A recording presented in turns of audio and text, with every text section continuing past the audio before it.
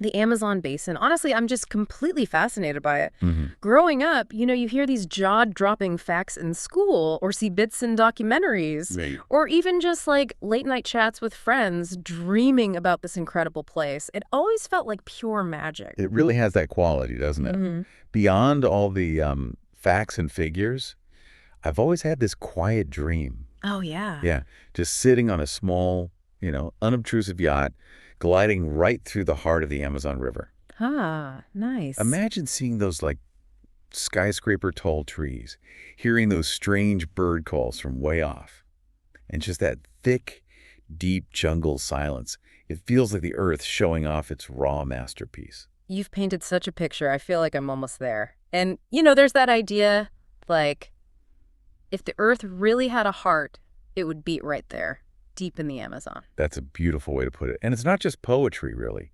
The Amazon is this immense force. How immense are we talking? Well, it stretches across 9 countries, holds something like 20% of all the fresh water flowing into the oceans globally. 20%. Yeah. And it's home to over 400 indigenous tribes, many still uncontacted, by choice. Wow. And get this, a study back in 2019 found that even the clouds above the Amazon carry biological bits released by the forest itself. No way. Like it's actually breathing into the sky. Almost literally, yeah. It's incredible. So it's not just sitting there, this passive landscape. It's actively shaping its world and ours. Precisely. This isn't just a collection of trees. It's like a planetary organ. It makes its own rain, regulates its own climate. It makes its own rain. It does, and it plugs into global weather systems. Calling it just a forest feels, well, inadequate. It's more like a living machine. Or maybe even a kind of spirit of the earth. Okay, so today we're diving deep into that spirit with you. No hiking boots needed, just stories, amazing facts, and some real mysteries. Sounds good. We'll cover the rivers, the creatures, the cultures, the conflicts, and, yeah, the crisis it's facing. We're exploring the soul of the Amazon Basin. So let's start right at the roots. What is the Amazon Basin technically? Good question. So the Amazon Basin is basically all the land that gets drained by the Amazon River and its tributaries. And there are a lot of tributaries, over 1,100 of them. Over 1,000 rivers feeding into one main one. Exactly. And the scale is just mind-boggling. It covers around 7 million square kilometers. That's nearly the size of Australia. Wow. Okay, that's hard to even picture. The biggest drainage basin on Earth, then. By far. Yeah. And the Amazon River itself, well, it's generally considered the longest river in the world. It's always neck and neck with the Nile, depending on exactly how you measure it. That old debate. Yeah. But its journey is epic. It starts way up high in the Andes Mountains in Peru. The actual source is a stream called the Apurimac River. Just a stream. Just a stream. And from there, it travels about 6,400 kilometers. That's 4,000 miles across South America. Before finally pouring out into the Atlantic Ocean over in Brazil. So it's like nature's own massive superhighway across the continent. Pretty much. And it carries not just water, but an incredible amount of life.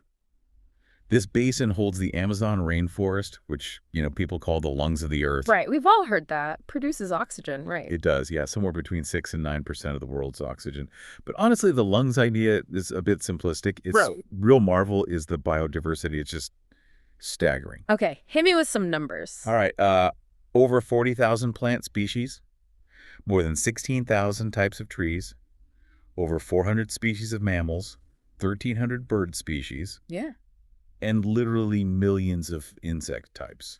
Millions. Many we haven't even discovered yet. Millions. It's not just the jaguars and monkeys we see in films then. It's this like living library of evolution. Exactly, and it's still being written. A WWF report from 2020 said a new species is discovered in the Amazon on average every 3 days. Every 3 days? That's unbelievable. Like a constant stream of discovery. It really is. It's one of those last places where, science and maybe even myth kind of blur together. Think about giant river otters, electric eels. Pingo dolphins. Pink dolphins, exactly.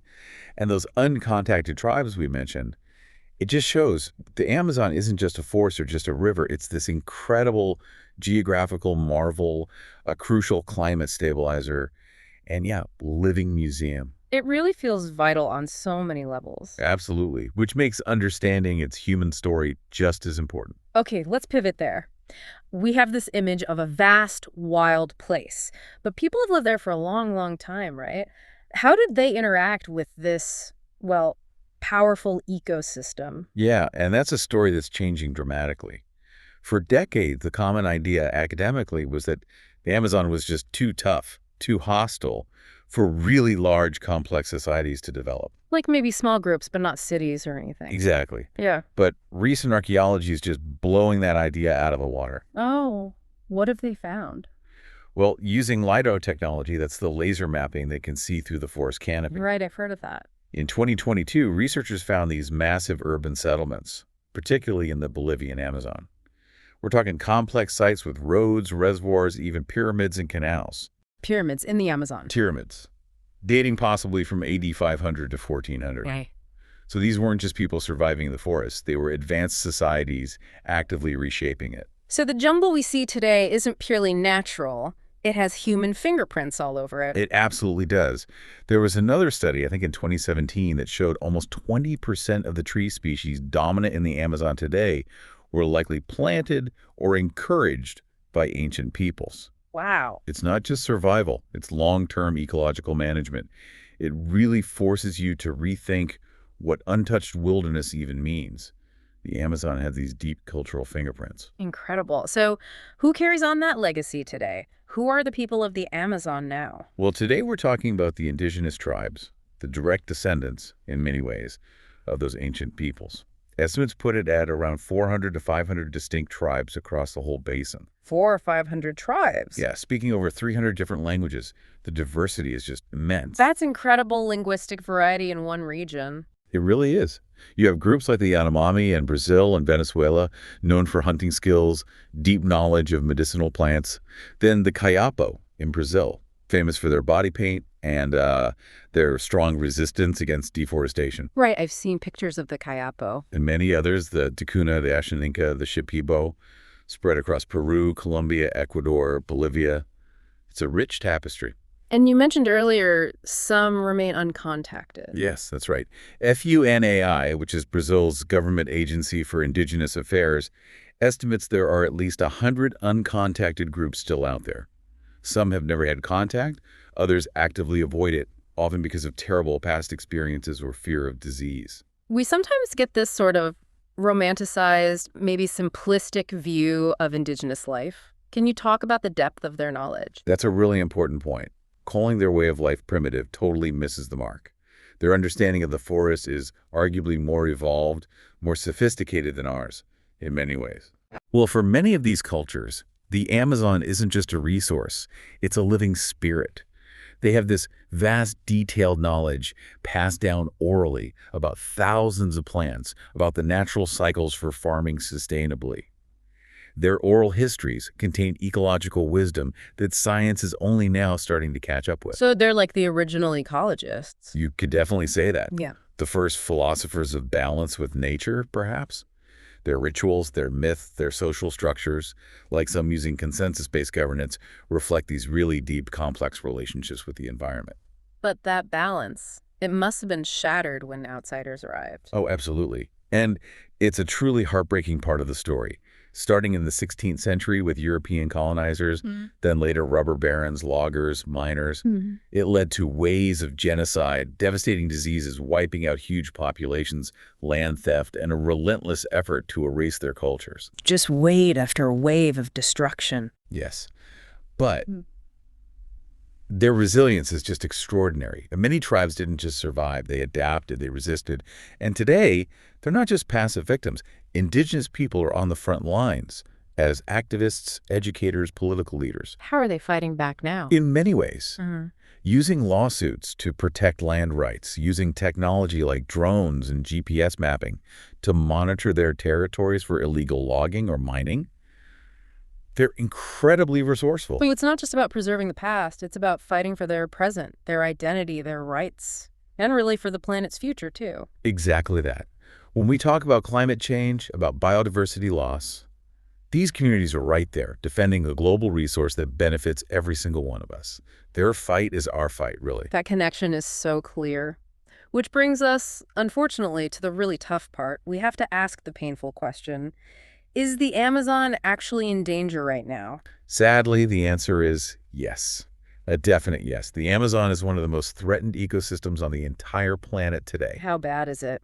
Well, over the last few decades, millions and millions of hectares of forest have been destroyed. It's relentless deforestation, illegal mining, agribusiness pushing further and further in, big infrastructure projects. Can you put a number on that loss? Give us a sense of the scale. Yeah. Brazil's Space Research Institute, INPE, reported in 2023 that over 1.3 million hectares were deforested in the Amazon in just 1 year. 1.3 million hectares. What does that even look like? To give you an idea, that's an area roughly the size of Qatar. Gone in 12 months. That's staggering. And it's not just losing trees, right? It's whole ecosystems disappearing. Absolutely. Every bit of forest that goes means we could be losing species we haven't even discovered yet, potential life-saving medicines. And we're messing with that crucial climate stability. We talked about the lungs idea, but it's more like a global thermostat. It stores somewhere between 90 and 140 billion tons of carbon. Billion with a B. Billion. Losing that storage capacity has huge, potentially catastrophic knock-on effects for global temperatures. What's driving this destruction? What are the main culprits? It's a mix of things, but the big one, especially in Brazil, is cattle ranching. That accounts for something like 80% of the deforestation there. 80%. Just for cattle. Pretty much. Then you've got large-scale soy farming, often replacing cleared forest or savanna. There's rampant illegal logging, destructive mining, especially for gold, and big hydroelectric dams that flood vast areas and displace communities. And I guess the indigenous communities bear the brunt of this. Absolutely, more than anyone. It's often their ancestral lands being invaded, and many face direct threats, violence, intimidation, even murder, simply for defending their homes in the forest. That's incredibly disturbing. Environmental defenders being killed. Yeah, it's a grim reality. In 2020, over 200 environmental defenders were killed worldwide, and a huge number of those were in the Amazon region. It highlights a massive environmental justice issue. It all sounds so bleak, it's easy to feel completely overwhelmed. Is there? Is there any hope? Please tell me there's some hope. This is the part we really need to hear. Yes, there absolutely is hope, and it's crucial we don't forget that. There are significant positive things happening. Like what?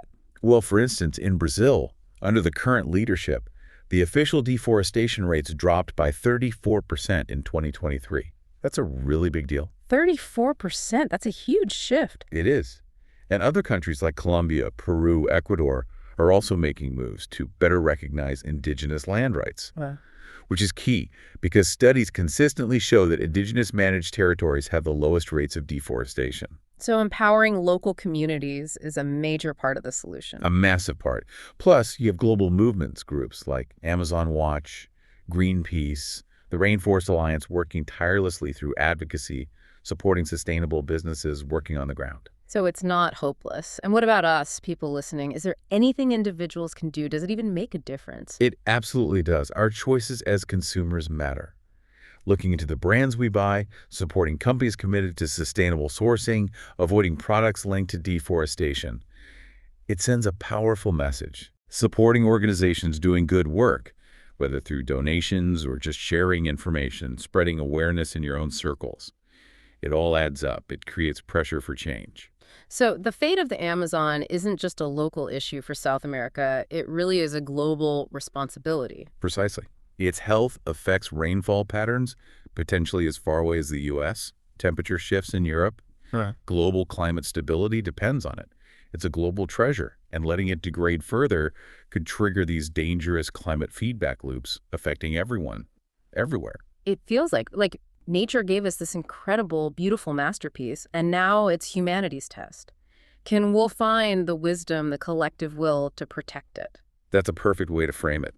And maybe as we wrap up, we can shift focus one last time, away from the danger, back towards the wonder, toward the mysteries and myths that still echo through the Amazon. Yeah, we've covered so much, the scale, the people, the threats. But what if we think of the Amazon less as a place on a map and more like a living story, one that's still unfolding? I like that.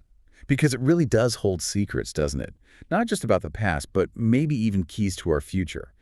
Take Amazonian medicine. Right. You mentioned the shaman's knowledge earlier. Yeah. Researchers figure we've only properly studied maybe 1% of the plant species there for their medicinal properties.